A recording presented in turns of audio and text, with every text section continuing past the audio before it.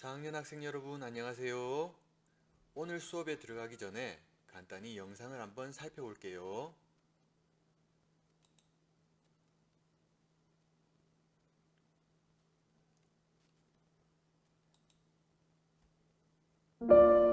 학교는 잘 다니는지,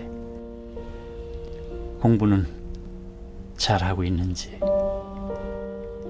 씩씩하고 건강한지, 아빠는 참 궁금한 게 많아. 그런데 가장 묻고 싶은 건 지금 어디 있니?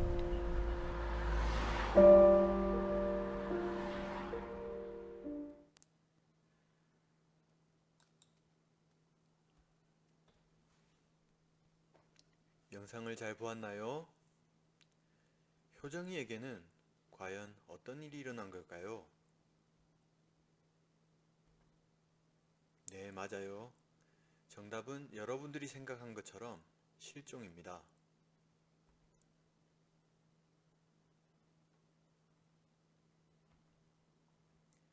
해마다 이렇게 많은 아이들이 실종되고 있습니다. 실종아동 신고 건수도 계속 많아지는 추세이며 작년에는 미발견 아동이 많이 증가한 것을 알 수 있습니다. 다행히 가족의 품으로 돌아오는 경우도 있지만 괄호 안의 숫자처럼 영영 가족에게 돌아가지 못하는 친구들도 많이 있습니다. 실종이 발생하는 원인은 크게 세 가지로 분석하고 있습니다. 첫째, 길을 잃는 경우입니다. 여러분들이 낯선 곳에 갔을 때 잠시 주위를 돌리게 되면 길을 잃는 일이 발생할 수 있죠. 둘째, 낯선 사람으로부터 유괴를 당하는 경우가 있습니다.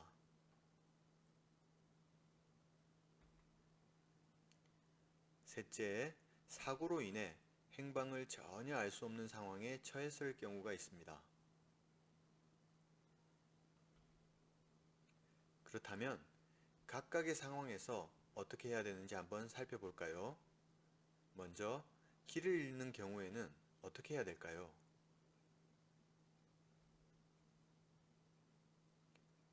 길을 잃었을 때에는 실종 예방 3단계를 꼭 기억해 주세요. 1단계 멈추기입니다. 굉장히 중요해요.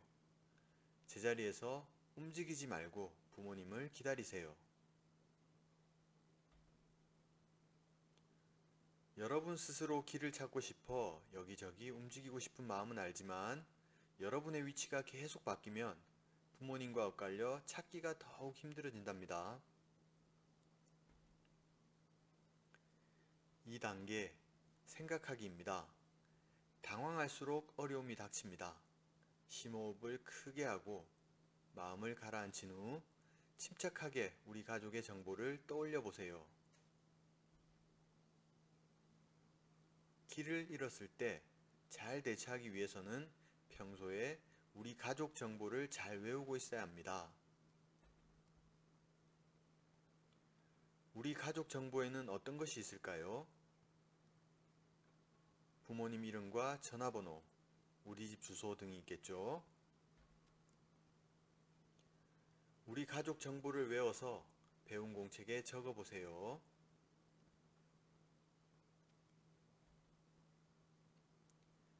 3단계는 도와주세요입니다.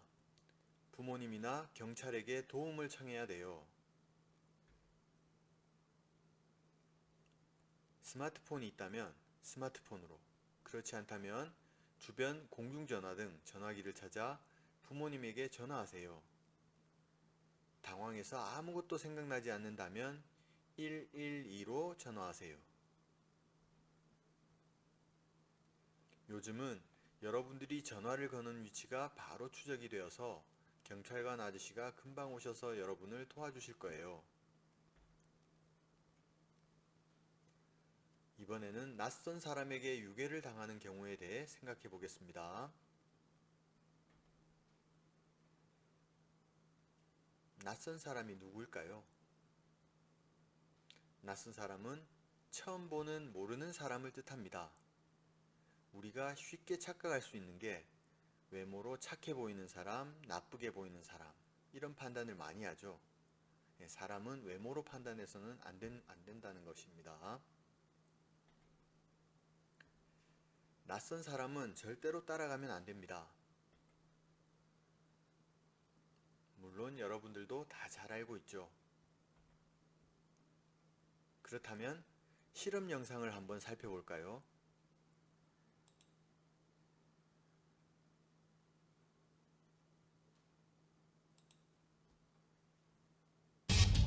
첫 번째 유인수법, 선물로 유인하기. 낯선 사람이 접근하면이라는 거는 아직은 안 가르쳐 준 것 같아요. 그냥 네 몸은 소중해 뭐 이 정도만 가르쳐 준 것 같아요. 왔다. 과연 7살 아이들은 낯선 사람에게 어떤 행동을 보일까요? 안녕. 말을 거는 낯선 사람, 아이들의 반응은? 몇 살이야? 7살? 유치원 다녀? 오빠 이거 하나만 적어주면 안 돼? 오빠가 선물 줄게. 이거 골라. 선물을 준다는 말에 호기심을 보입니다. 맞을래? 나 이거요. 넌 그거? 너는? 이거. 그렇게 아이들은 낯선 사람 곁에서 한참을 머물러 있는데요. 어떻게? 어떻게 저렇게 의심을 하나도 안 할 수가 있지? 이렇게 어떻게 쓰냐면 낯선 사람의 말에 아이들은 굉장한 호기심을 보입니다. 하나 그리고 그리고 본격적인 유인 실험을 시작하는데요. 일로 와. 저쪽 가서 쓰자. 여기 너무 쓸 데가 없네. 의심 없이 따라갑니다.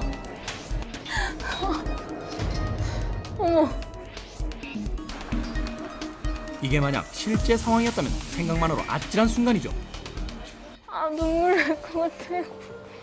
비록 가상 실험이긴 했지만 어머니는 놀란 가슴을 추스리기가 힘든데요. 너 누구 손 잡고 있는 거야? 손까지 잡고 있었어. 아 어떡하면 좋니? 낯선 사람 아니야. 낯선 사람이야. 알아? 몰라. 모르는데 낯선 사람이지. 낯선 사람 아니야. 모르는 사람은 낯선 사람이야. 나 낯선 사람 아니야. 어린이집 선생님이야. 말해줬어. 어린이집 선생님이래? 응. 그래도 너넨 처음 보는 사람이잖아. 결국 어린이집 선생님이라 믿고 낯선 사람을 따라간 아이들. 같이 가자고 했던 선생님 어떤 사람 같았어요? 착한 사람.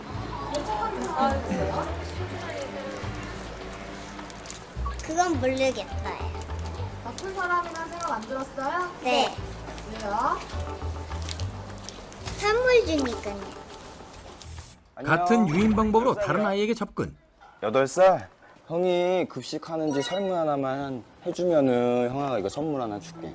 이것만 적어주면 되거든? 급식하는지 안 하는지 몇 학년인지 그것만 적어주면 돼. 잠깐만, 형이 이거 설문지 놔두고 왔거든? 일로 와봐. 아이와 실험남이 근처로 오자 숨기 바쁜 어머니. 007 작전을 능가하는 모습인데요. 친구들은 또 안 와? 이것만 작성하고 가자. 그러는 사이 아이는 낯선 사람의 자동차 근처까지 이동했습니다. 잠깐만, 일로 와봐. 이거 와봐. 이거 여기서 적어주면 되거든? 일로 와봐. 저기 앉아. 과연 아이는 낯선 사람의 차에 오를까요? 지켜보는 엄마도 애가 탑니다.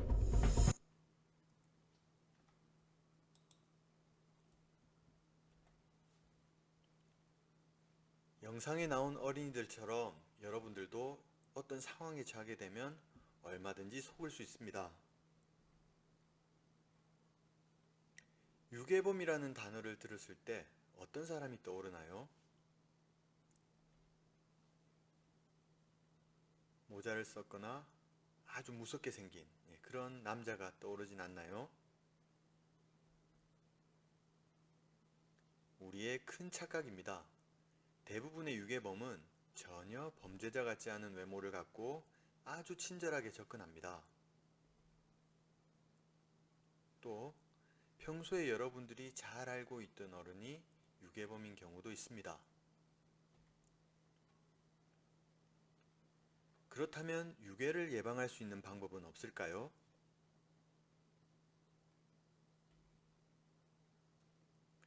첫째, 낯선 사람 가까이 서지 않도록 해야 합니다.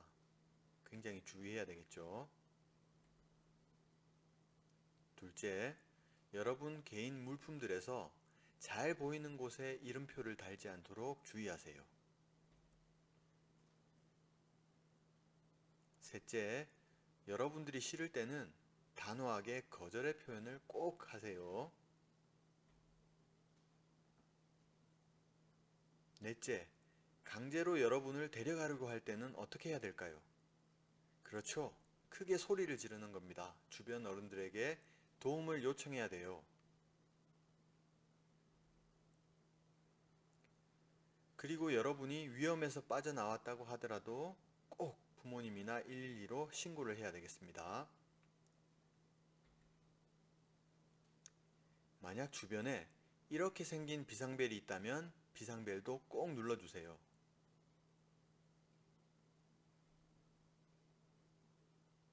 잘 배웠나요? 오늘의 배움을 한 문장으로 정리해 볼까요?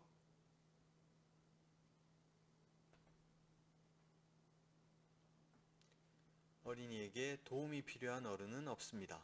여러분들 절대로 속지 않도록 주의하세요. 수고 많았습니다.